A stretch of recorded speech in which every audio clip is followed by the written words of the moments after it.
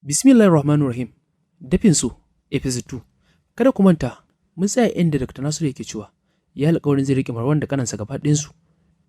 Dr. Nasiru baya nuna musu ƙiyayya, face tsatsan soyayya da yake nuna musu. Sau da matar shi kuwa ta tsane su, kullum sai tsangwama da tsana take nuna musu. Zile ce kawai take ba ƙaramin jaririn madara duk lokacin da ya buƙata. Marwan kuwa kullum da kalar azabar da ake nuna mishi. Sayid ma har dukan Marwan yake yi idan babu shi baya nan. Kwatsam wata rana daga Nasiru baya nan, sai ta aiki Marwan ya siyo mata kati. Marwan yana cikin tafiya yadda kuɗin nan, hankalin sai ta yi sosai. Kawai sai ya tunanin kai ya koma gida domin idan ya koma gida, dukan shi za a yi. Ne ya dinga tafiya bai san ma inda zai je ba. Gidansu ko jin Marwan shiru bai dawo ba. Yasa sau da hankalinta ya tashi, ta aiki Shirye ya nemo shi. Shirye ya nemi shi sosai bai gan shi ba. Ya dawo ya gaya mata cewa bai gan shi ba. Hankalinta ya tashi sosai domin bata san me za ta ga Dr. Nasiru ba. Dr. Nasiru ne ya dawo. Shirye ya fara bashi labarin duk abin da ya faru. Ya ce dadi, mama ce ta aiki Marwan, shine har yanzu bai dawo ba. Cikin kidama Dr. Nasiru ya ce, Marwan din? Inna lillahi wa inna ilaihi raji'un. Nan da kwara sauri kira, sauri ta fito. Ya ce ina kika aiki Marwan? Ba hana ki aikin shi ba? Idan gaskiya ne, ki aiki danki mana. Ko shi wancan ba da bane ba. Shi ma fa ya fasa akai. Ta fara magana da ina da ya daka mata tsawa ya ce min shiru. Tunda abin naki haka ne, zan nemo wanda za ta ci gaba da kula min da Sani. Zile kuma za ta ringa taimaka mata gurin taimakon yaran nan. Shi kuma Ubangiji Allah ya bayyana shi. Da sauri ta zabur ta ce, Alhaji, aure za ka kara ne?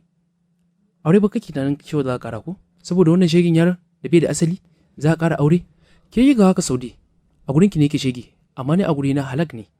Domin kuwa dan halak ne, kamar yadda yake tunanin naki ma halak ne. A masallaci na alƙawarin zan riƙe yaran nan amana. Da haka ba za ki sa na ji kunyar duniya ba. Na gaya miki.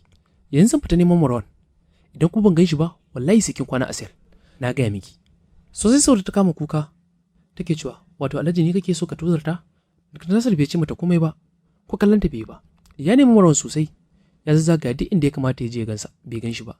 Ya raba hotunansa sannan ya sa kuɗi masu tsada ga duk wanda ya gan shi zai ba shi wa'annan kyautar. Ya ci gaba da neman Marwan ruwa a jallo amma bai gan shi ba. Sai kuma san kanansa Sani yana nuna mai so da kauna sosai fiye da ɗan da ya haifa. Duk da Dr. Nasiru sai ya duba ɗakinsa ya gani shin yana cikin kwanciyar hankali, sannan shi ma hankalin zai kwanta. Da na subscribe hukuncin so TV domin samun sabbin shirye-shiryenmu. Daga Nasiru ya yi sabuwar amaryarsa mai mutunci mai karatun Alkur'ani.